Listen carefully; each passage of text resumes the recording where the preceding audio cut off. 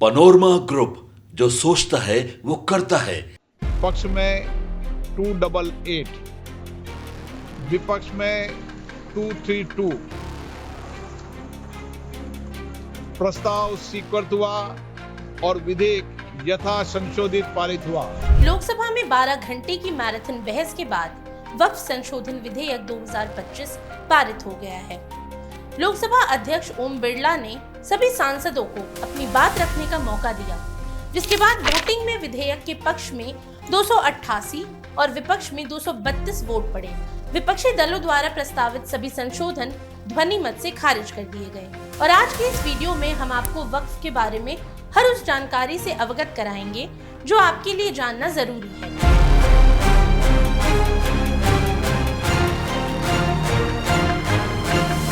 दरअसल भारत में वक्फ संपत्तियां ऐतिहासिक और सामाजिक दृष्टि से अत्यंत महत्वपूर्ण रही हैं। इस्लामी कानूनों के तहत वक्फ किसी भी मुस्लिम व्यक्ति द्वारा धर्मार्थ या धार्मिक उद्देश्यों के लिए दी गई संपत्ति होती है, जिसे किसी मस्जिद, स्कूल, अस्पताल या अन्य सार्वजनिक संस्थानों के लिए समर्पित किया जाता है। इसकी सबसे महत्वपूर्ण विशेषता इसकी अविभाज्यता होती है। एक बार किसी संपत्ति को वक्फ घोषित कर दिया जाए तो वह बेची नहीं जा सकती, न ही किसी को उपहार में दी जा सकती है। इस अवधारणा के तहत वक्फ संपत्ति पर स्वामित्व व्यक्तिगत नहीं रह जाता, बल्कि वो अल्लाह के नाम पर सुरक्षित हो जाती है, जिससे इसे अपरिवर्तनीय माना जाता है। यही कारण है कि वक्फ संपत्तियां अक्सर दीर्घकालिक विवादों, प्रबंधन की जटिलताओं और प्रशासनिक खामियों का केंद्र बनी रहती हैं। वहीं भारत में वक्फ संपत्तियों के प्रबंधन को लेकर समय समय पर सवाल उठते रहे हैं।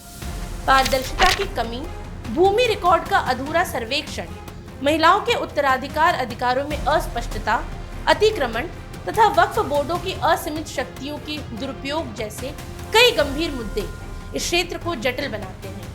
साल 2013 में लंबित 10,381 कानूनी मामलों की संख्या भी अब बढ़कर 21,618 हो चुकी है, जिससे ये स्पष्ट है कि वक्फ संपत्तियों को लेकर विवाद लगातार बढ़ रहे हैं।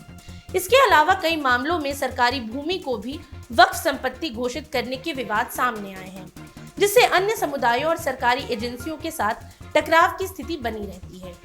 ऐसे में इन्हीं समस्याओं के समाधान के लिए वक्फ संशोधन विधेयक लाया गया, जिसका उद्देश्य वक्फ संपत्तियों के प्रबंधन को अधिक पारदर्शी, उत्तरदायी और समावेशी बनाना है।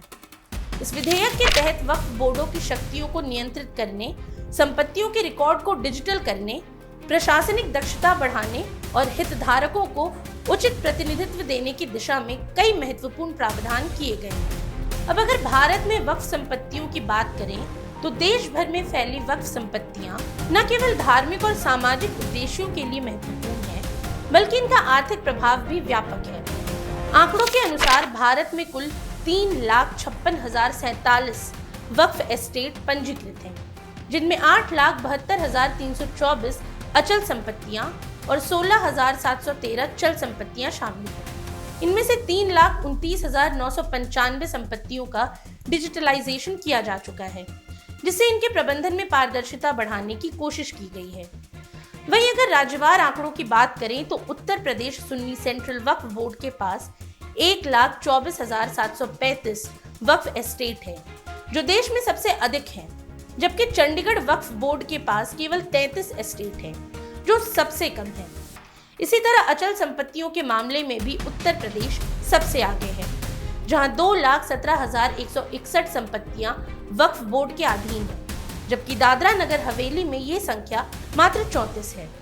हालांकि एक बड़ी चिंता का विषय ये है कि 4,36,169 वक्फ संपत्तियों की स्थिति अज्ञात है, जिनका कोई रिकॉर्ड वक्फ बोर्डों के पास उपलब्ध नहीं है। इसके अलावा 58,896 संपत्तियां अतिक्रमण का शिकार हो चुकी हैं, जबकि 13,202 संपत्तियां कानूनी विवादों में फंसी हुई हैं। इस स्थिति को देखते हुए ये आवश्यक हो जाता है कि वक्फ प्रबंधन को सुव्यवस्थित करने और इन संपत्तियों के सदुपयोग को सुनिश्चित करने के लिए प्रभावी कानूनी ढांचा तैयार किया जाए। यही वजह है कि वक्फ संशोधन विधेयक का एक महत्वपूर्ण प्रावधान ये है कि वक्फ संपत्तियों की परिभाषा को स्पष्ट किया जाए और उन विवादों को सुलझाया जाए जहां गैर मुस्लिम संपत्तियों को भी वक्फ संपत्ति घोषित कर दिया गया है।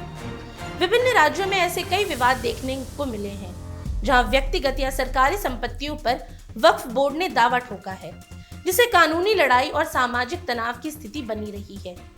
उदाहरण के तौर पर तमिलनाडु के थिरुचेंदुरई गांव में एक किसान अपनी जमीन नहीं बेच पाया क्योंकि वक्फ बोर्ड ने पूरे गांव पर दावा ठोक दिया था।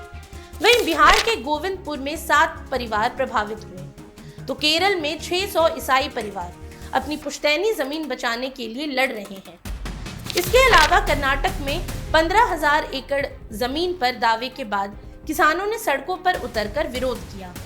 ये उदाहरण बताते हैं कि पुरानी व्यवस्था में कितनी खामियां थीं। नया विधेयक इन विवादों को खत्म करने, डिजिटलाइजेशन के जरिए पारदर्शिता लाने और ऑडिटिंग से वित्तीय अनुशासन सुनिश्चित करने का लक्ष्य रखता है। साथ ही इस विधेयक में मुस्लिम महिलाओं के आर्थिक और सामाजिक सशक्तिकरण पर विशेष ध्यान दिया गया है।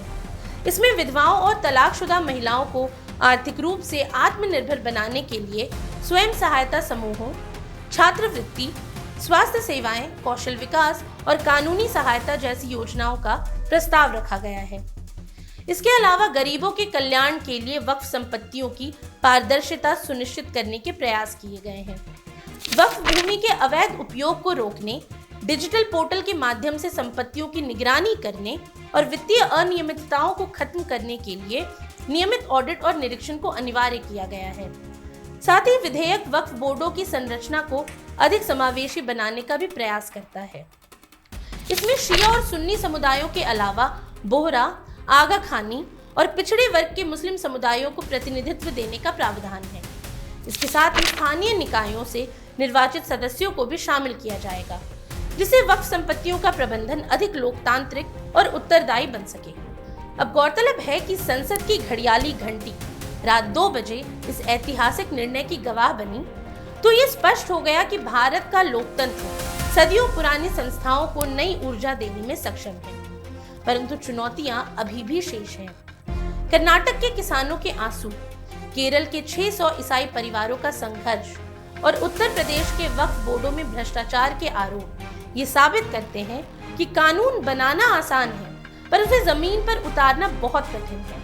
अब ऐसे में आने वाला समय ही बताएगा कि क्या ये संशोधन वाकई अल्लाह की अमानत को समाज के कल्याण का माध्यम बना पाता है या फिर राजनीतिक विवादों के बवंडर में कहीं खो जाता है।